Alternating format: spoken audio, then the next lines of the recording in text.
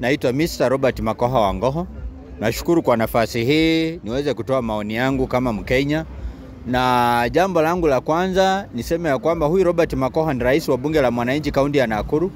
Lakini vile vile mimi ni New Generation Aspirants NGA coordinator Rift Valley, na mimi mwisho nasimama kiti cha ubunge Nakuru Town West constituency the year 2027. Naamini itakuwa mzima, naamini wananchi watanipea kura. Jambo langu la kwanza kabisa, ningependa kumzungumzia jamaa ambaye anaitwa Peter Kaluma. Peter Kaluma, wewe nimekuona siku ya leo unasema ya kwamba eti watu wakiendelea kukusumbua eti utataja wale ambao walimuua Ong'ondo Were. Na nikuibie siri, kama kuna mahali ambapo ni sensitive sana, ni mtu kwa amepoteza mpendwa wake, hajui mpendwa wake amefariki kutokana na nini, wanazika huyo, washukiwa wanaachiliwa, alafu baadaye mtu kama wewe na meno yako ya brown hayo unakuja unaleta mzaha, unaanza kusema ya kwamba hata wakicheza unaweza sema ni nani aliua Charles Ong'ondo Were. Ukumbuke ya kwamba assassination zimekuwa mingi sana. Pengine nikukumbushe, unaweza kuwa umekuwa legislature hizo tamu zote karibu 4, lakini huelewi. Kulikuwa na mtu hapa Lower Kabete alikuwa anaitwa Charles Muchai. Charles Muchai aliuawa in cold blood. Kulikuwa na kijana Muluya hapa Embakasi the year 2007. Huyo kijana alikuwa anaitwa Meritus Mugabe Were, aliuawa vile Ong'ondo Were aliuawa. Kumekuja kukakuwa na huyu lawyer wa juzi anaitwa Kialo Mbobu, aliuawa in cold blood. Kulikuwa na jamaa ambaye alikuwa pia lawyer kutoka huko Western Kenya. Huyo jamaa alikuwa anaitwa Jacob Juma, pia aliuawa in cold blood. Familia zao watu ambao nimekutajia, ambao niko very sure wewe huenda uko ignorant uwezo kataja, mpaka leo hii zinalilia haki.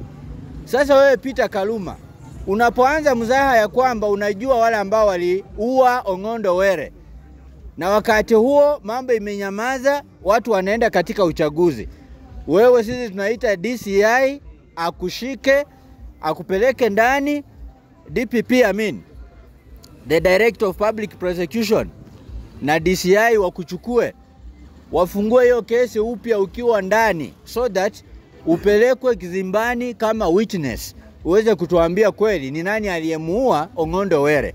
Kwa sababu haiwezi kuwa mtu alifariki dunia, even if we don't love him, maybe because of the allegations that were being leveled against him about assassinations. We don't need somebody to come and refresh the wounds that are long forgotten about the death of someone of the caliber of Ong'ondo Were. So wewe Peter Kaluma, of late you have been trending for the wrong reasons. Note that even the year 2027 you may not have a chance to come back to the National Assembly. We have the new blood of this generation called Gen Z that we are going to take over. So hayo matamushi wewe, mimi bado naita DCI aweze kufanya nini? Kukushika mkono, uende ueleze vizuri. Jambo langu la pili, nani alisema katika taifa letu la Kenya ati MP akifariki dunia ati ni bibi yake anamreplace ama mtoto wake anamreplace? Situfike mahali tuachane na hiyo upuzi. Huyu ni mtu ameenda tamu kadhaa katika serikali, ametengeneza wealth yake ya kutosha. Si watoto inafaa wakuwe pia matajiri? Ametengeneza mali, wache mtoto akaya kule hiyo mali. Nani alisema ati Ong'ondo Were akikufa lazima huyo boy Were ati akuwe ndiye MP wa Kasipul? Mwache ujinga mahali penye imefikia. Na nani alisema ya kwamba eti Raila akisema kitu lazima? Penye tumefikia, Mheshimiwa Raila bado tunamheshimu, lakini tuache hii ujinga ya kusema ya kwamba baba amesema. Na sasa venye amezeeka, vile ameanza kuwa mgonjwa, vile ataenda, mtakuwa mnamtegemea nani? Mimi naambia watu wa Kasipul constituency, huyu jamaa anaitwa Philip Aroka amekuwa analipia watoto basari kutoka huku nyuma. Sisi tunaangalia na hata hatuichi huko, tunaona na macho, tunaona kwa video vile watoto wanapewa checks mpaka ya 5 million. Mimi nimeona, tumeona jamaa vile anapigania wakazi wa Kasipul na saa hiyo hayuko kwa parliament. Ni nini kinamfanya mtu kama Gladys Wanga ati anang'ang'ana mpaka anatumia matusi kwa watu ambao wanaonekana kupinga uamuzi wake na Raila Amolo Odinga kumunga huyo kijana mkono? Boyd Were is also a Kenyan. I don't refuse. But again, we need to end the culture whereby we think that when a person dies, their family members are entitled to his replacement. Kenya is not a monarchical government whereby the lineage is the one that decides who is to replace who. Hapa sio North Korea kwa Kim Un-jung penyati yeye sasa hivi anajiandaa akitoka mtoto wake atachukua kiti. Babu yake alikuwa baba yake akachukua akakufa.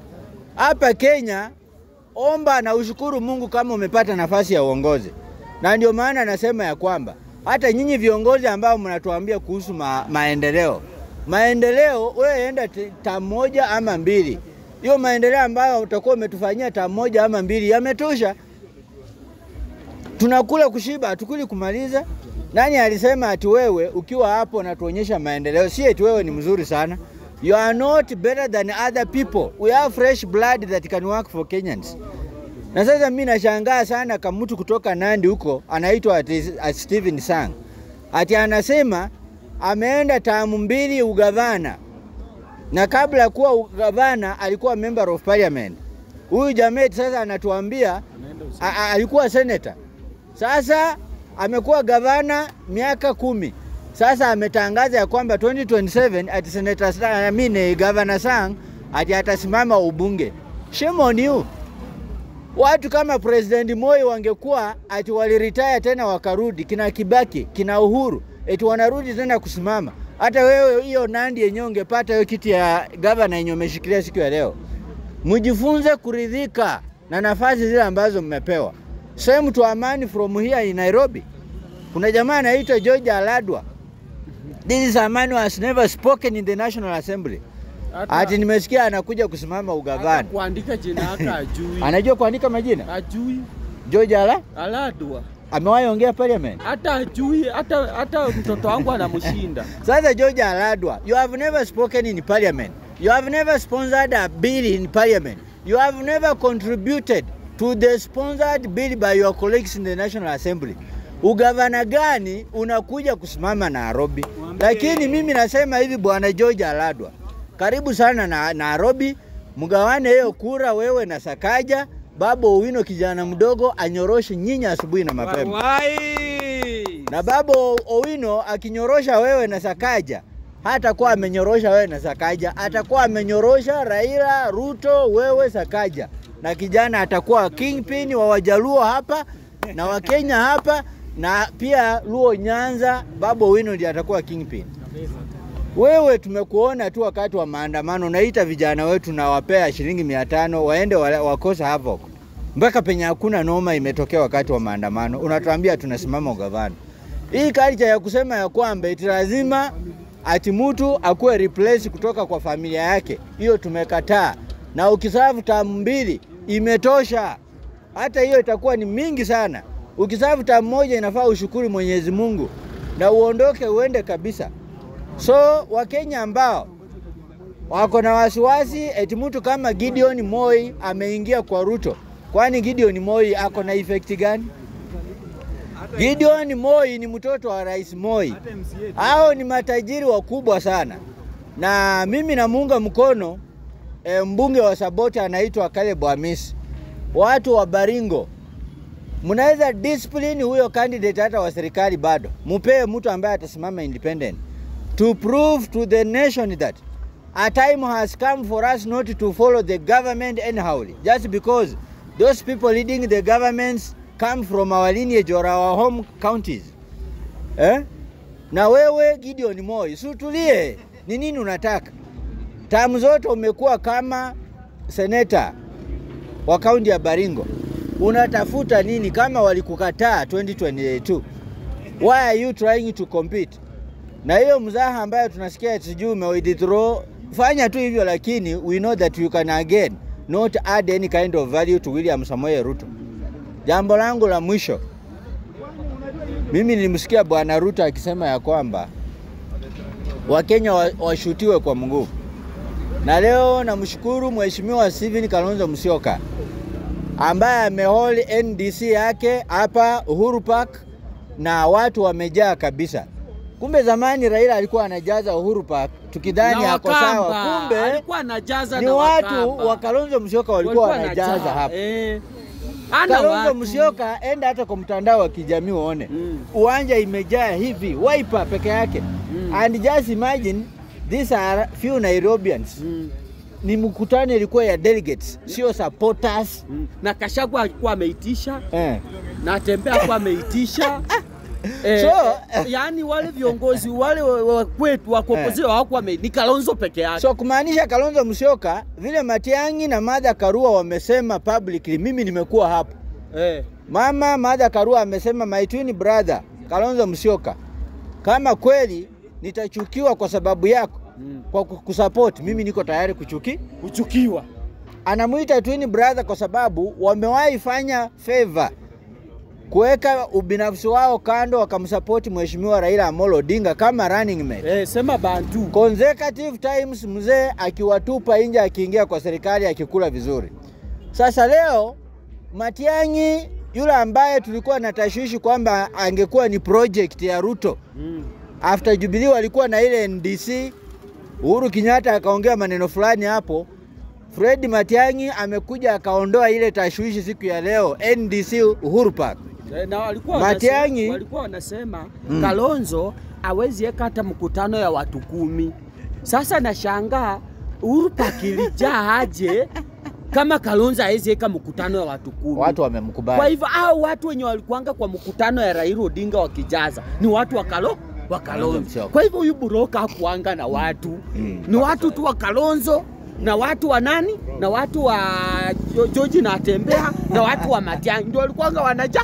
Kwa hivyo Buroka akiitisha mkutano ni kabila moja tena kwa mkutano yako. Sasa nikimalizia ndugu zangu, Matiang'i, Eugene na Tembea na Karua wakisema Kalonzo Musyoka, kama leo ni Matiang'i na Karua peke yake, mjue kwamba Ruto ataenda nyumbani Sugoi mapema asubuhi. Uso atanawa Sugoi, kidheri na chai atakula Sugoi, kuoga ataoga Sugoi.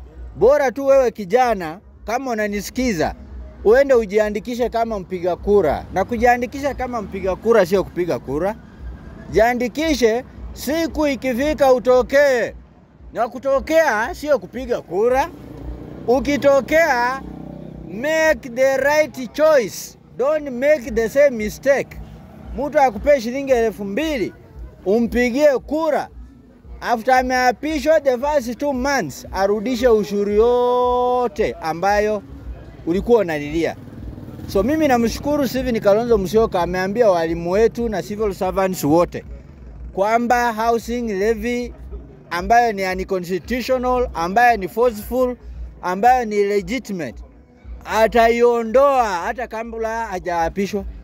Kwa sababu hiyo ni burden ambayo mtu kama Uhuru Kenyatta alikuwa anakopa pesa na anajengea Wakenya hizo nyumba, na ukiwa na pesa yako unaweza nunua. Mimi niko na marafiki zangu walinunua hizo housing projects ambazo Uhuru alikuwa ametengeneza.